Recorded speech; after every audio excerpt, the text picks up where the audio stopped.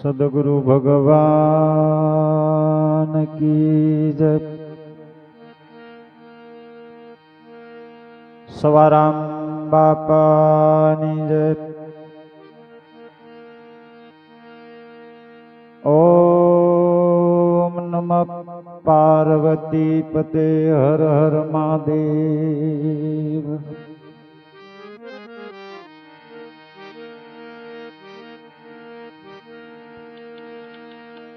સંત સપૂત ને તુંબડા એ સંત સપૂત ને તુંબડા આ ત્રણનો એક જ સ્વભાવ। તારે પણ બોલે નહીં જેને તારા ઉપર ભાવ।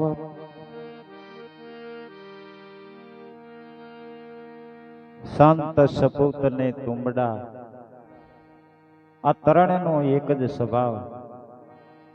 તારે પણ બોલે નહીં જેને તારા ઉપર હોય ભાવ। ખરેખર આ જગતમાં જો સંત ન હોત તો આ જગત જગી ગયું હોત। આદિ વ્યાધિ અને ઉપાધિ આ ત્રિવિધિના તાપની અંદર આ જગત જગી રહ્યું છે। એમાંથી કોઈ છોડાવનાર હોય તો મહાપુરુષ સંત। પણ સંત કોને કહેવા? સંત કેવા હોય તો કે સંત આ સાંભળાની આંખથી નથી ઓળખાતા હો। સાંભળાની આંખથી સંત નથી ઓળખાતા તો સાંભળાની આંખથી ઈશ્વર કેમ ઓળખાય? ગીતામાં ભગવાન કૃષ્ણે કીધું કે હે અર્જુન, તારે જો મને ઓળખવો હોય તો આ સર્મ દ્રષ્ટિથી તું મને નહીં ઓળખી દે। હાવ સોખી વાત કરી છો। કોઈ બ્રહ્મનિષ્ઠ સદગુરુ સંતના ચરણે વિયો જા અને જ્યારે તને દિવ્ય દ્રષ્ટિ આપે, જ્ઞાન આંખ આપે અને ઈ આંખથી તું મને જોઈશ ને તો ઓળખી શકીશ। પરબની જગ્યામાં સંત દેવીદાસ બાપુના આંગણે જેથી અમરમાં સેવાનું કામ પૂરું થાય અને પછી બાપુ સામે બેહીને હાથ જોડીને એટલું બોલે કે બાપુ, સંતને ઓળખવા હોય તો કેવી રીતે ઓળખવું? આ પ્રશ્ન અમરમાં એ કર્યો। ત્યારે દેવીદાસ બાપુ જવાબ આપે કે સંતને ઓળખવા હોય તો ભીતરની આંખ જોવે। કઈ ભીતરની? જે આપણા ભીતર આંખ બંધ પડી ગયેલી છે એ કોઈ મહાપુરુષનો ભેટો થાય અને ઈ આંખ જો ખોલી દે ને તો ઈ આંખથી સંત દેખાય। સાંભળાની આંખથી સંત ન દેખાય, કારણ કે સર્મ દ્રષ્ટિ દેહને ઓળખે, આત્મ દ્રષ્ટિ હરી આપ। અવતારી પુરુષને કોઈ ન ઓળખે, ભલે બેટો હોય કે બાપ। આપણા જ આંગણે, આપણા જ કુટુંબમાં, આપણે જ સમાજની અંદર મહાપુરુષ હોય છે, પણ આ દ્રષ્ટિથી ન ઓળખાય હો બાપ। રામદેવજી મહારાજે જેથી સમાધિ લીધી ત્યારે એટલું કીધું હતું કે આ સમાધિ કોઈ ખોલતા નહીં તો પેઢીએ પેઢીએ પીર થાય છે। અને સમાધિ ખોદી અને આકાશવાણી થઈ કે હવે હું પંચાળમાં પાળિયા જાઉં છું, વિહામણ તરીકે પ્રગટ થાવ છું। તમારે જો મને મળવું હોય ને તો પાળિયાદ આવજો. અને એ વખતે જયારે પાળિયાદ 1825ની સાલમાં જેથી પાતામણ બાપુના ઘીરે રાણબાઈ માના કુંખે જેથી વિહામણ બાપુનો જન્મ થયો ને એ કે રામદેવજી મહારાજનો અવતાર. અને પાળિયાદ જે આવતા એ દ્રષ્ટિ હતી ને એ જ ઓળખી શકતા. કોઈ એમ કહેતા કે આ તો દરબારના દીકરા છે, કોઈ એમ કહેતા આ તો અમારા મામા છે. જેને જેવી દ્રષ્ટિ હતી ને એવા પાળિયાદના ઠાકર દેખાતા. એને ઓળખવા માટે દ્રષ્ટિ જોઈએ. પણ સંત ક્યારે મળે? બે કારણ બતાવ્યા છે રામાયણમાં. બે કારણ બતાવ્યા છે. પૂર્વના પુણ્ય વિના મિલે નહીં સંત, અને કાંઈ ઈશ્વરની કૃપા વિના મિલે નહીં સંત. કાં આપણા પૂર્વના પુણ્યનો જથ્થો થયો હોય છે તો આપણને સંતનો ભેટો થાય, અને કાંઈ ઈશ્વરની આપણી ઉપર કૃપા હોય તો સંતનો ભેટો થાય. પણ સંત મળે પણ જે ઓળખવાનું એ બહુ કઠિન છે. સંતને ઓળખવાના બે કારણ બતાવ્યા છે. નેણ અને વેણથી સંત ઓળખાય છે. વાસ અને કાશથી જે હાચા છે ને એને સંત કહેવાય. જેના નેણ અને જેના વેણ પલટી ગયા હોય બાપ, હે પછી ગમે એટલી વિપત આવે, ગમે એટલું દુઃખ આવે, પણ સંત ડગે. આવા સંતો આપણા ભારતમાં થઈ ગયા. એવા જે ભારતની અંદર, એમાં જે ગુજરાત, રાજસ્થાન, મહારાષ્ટ્ર, એક એક રાજ્યમાં સંતો થયા. રાજસ્થાનમાં ગગરોનગઢ એ ગામની અંદર પીપાજી રાજા રાજ કરતા હતા. અને એ પીપાજી મહામાયા શક્તિના ઉપાસક હતા. મહામાયાને પૂંજતા. હવે મહામાયાની જે વાત કરીએ ને, પણ મહામાયા કોને કેવી એ સંતો કે જાણી લીજો. માયા કોને કેવી એ જાણી લીજો. ઈશ્વર કોને કેવા એ જાણી લીજો. ખાલી માયાની વાતો કરવાથી માયા ન જણાય. જ્યારે આપણે ભજન કરવા બેવી ને એટલે કે માયા ભજન કરવા નથી દેતી, પણ માયા કહો છો કોને એને પેલા જાણી લેવું.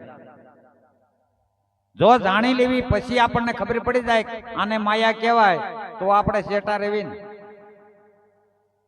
કોઈ શેરીમાં તમે હાલ્યા જાઓ અને કોઈ માણસ બેઠા હોય એને પૂછો ફલાણા ભાઈના ઘરે મારે જવું છે, મને ઘર બતાવો ને. એટલે એ ભાઈ એટલું કે આ શેરીમાં હાલ્યા જાઓ, એ શેરીમાં એમનું મકાન છે પણ કૂતરાનું ધ્યાન રાખજો. શું કીધું? કૂતરાનું ધ્યાન રાખજો. પણ હવે અહીંયા શેરીમાં હાલતા થયા અને 5-7 કૂતરા બેઠા. પણ જો ઓળખાણ આપી હોત કે 7-8 કૂતરા છે એમાં કાળિયું છે ને એનું ધ્યાન રાખજો, તો આપણે બાજુમાં થઈને નીકળવી. એટલે કાળિયા સામું ધ્યાન રાખવી કે બીજા સામું? કાં આપણને ઓળખાણ કરાવી કે કાળિયાનું ધ્યાન રાખજો. એમ જ્યારે માયા કરવી છે, પણ માયાની ઓળખાણ જ્યારે સદગુરુ કરાવે ને કે આને માયા કહેવાય, પેલા જાણી લે. એટલે જાણવાની વાત મહાપુરુષોએ કરી. એટલે મહામાયા એના પરમ ઉપાસક આ પીપાજી રાજા હતા. અને એટલા બધા સંતોના પ્યાસી કે સંત ગામમાં આવે અને કાને શબ્દ સાંભળે કે આપણા ગામમાં એક મહાપુરુષ આવ્યા છે, આવા શબ્દ સાંભળે એટલે માણસને મોકલે જા એ સંતને આપણા ઘેરી લઈએ. કેટલા પિયાસી છે વિચાર તો કરો. અને સાધુ સંતોની સેવા કરે. એક દિના સમય રાજા રાત્રે સુતા છે અને સપનું આવ્યું.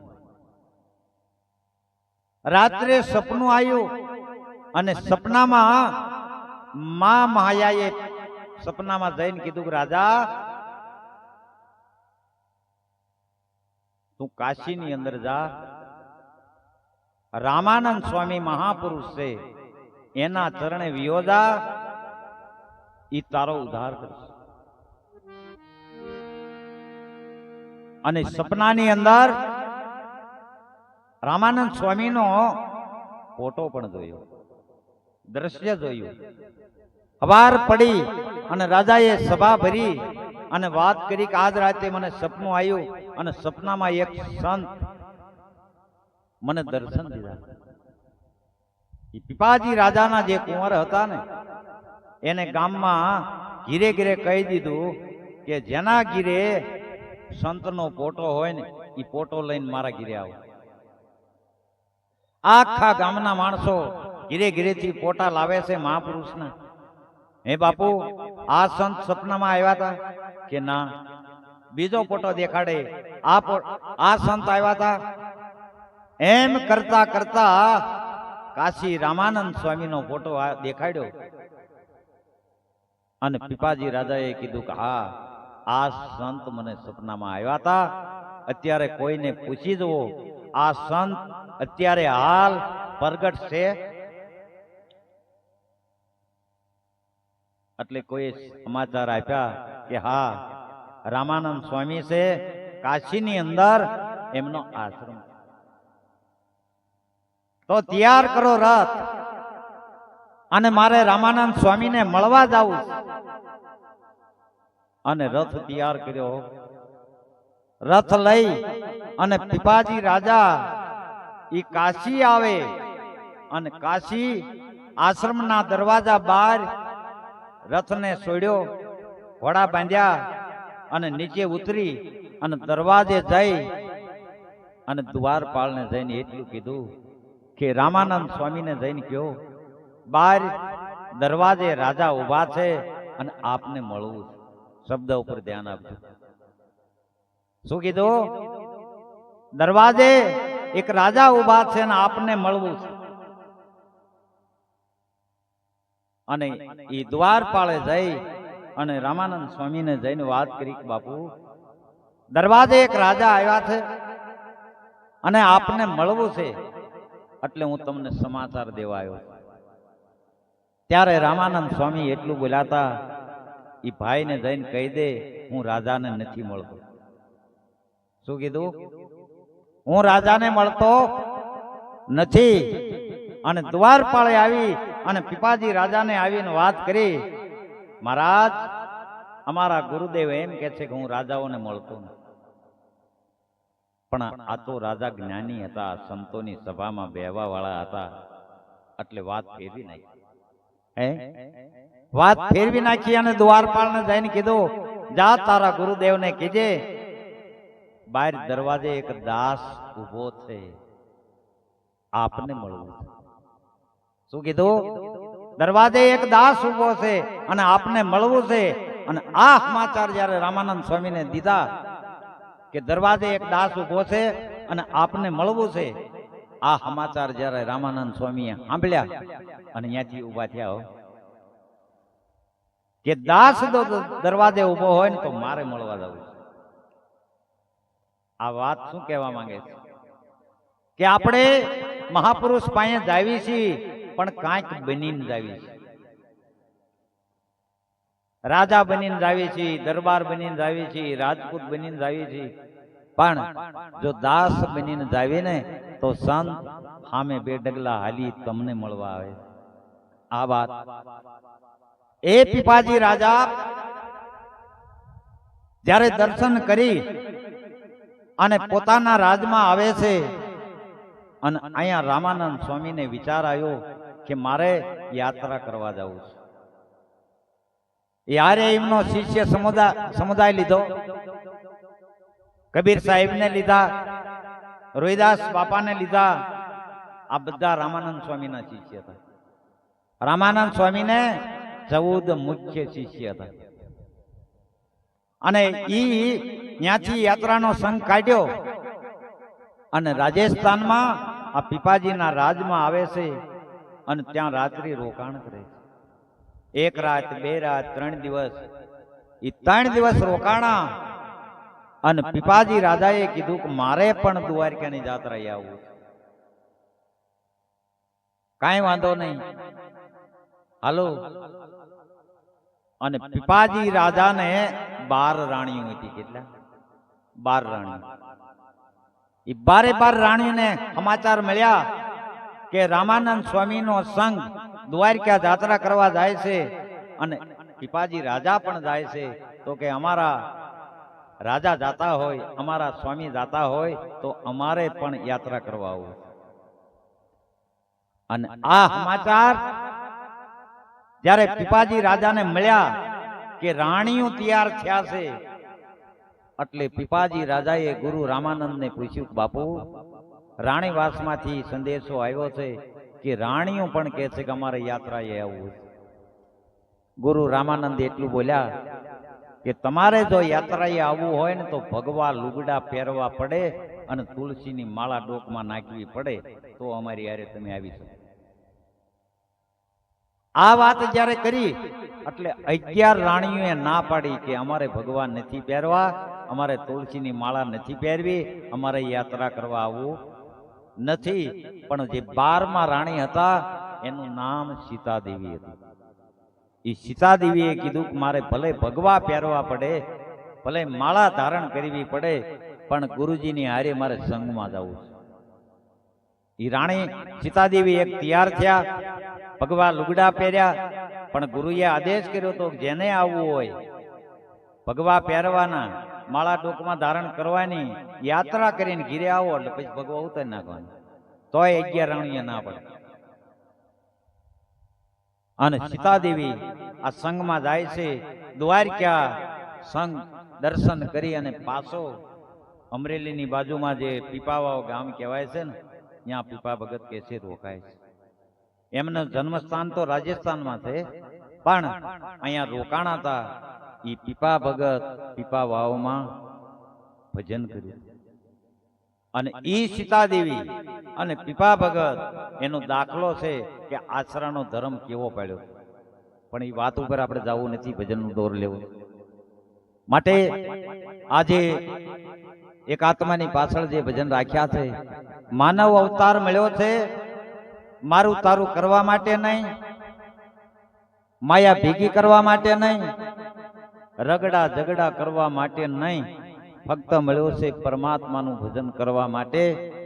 એટલે એક સંતે વાણીમાં લખ્યું છે કે આવો સરસ મજાનો સુંદર દેહ પરમાત્માએ તને મળ્યો છે તો રામનું નામ લઈ લેવાની વાત કરી. હો, કેમ લેવું એ તો મહાપુરુષ પાસે જાઓ ત્યારે ખબર પડે. એટલે એ વાણી એક લઈ